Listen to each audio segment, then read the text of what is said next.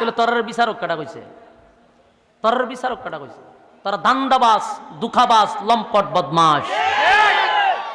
এই সমস্ত লম্পট আর বদমাশগুলিকে কোনো সময় অধিকার খাড়াইতে দিবেন না।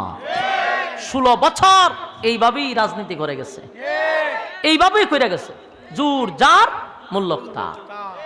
তবে একবার বালিশের সাথে একবার মাথা লাগা একবার চিন্তা করেন তো, পৃথিবীটা কি চিরস্থায়ী?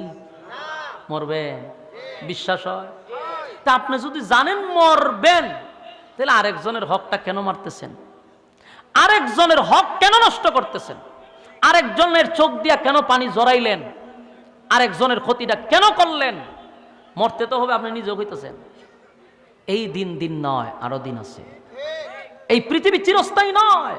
আপনি আজকে এখানের বিচারক, আল্লাহ হবেন হাসরের মাঠের ইনসাফওয়ালা বিচারক। আমার যুবক বায়ানক, কিয়ামতের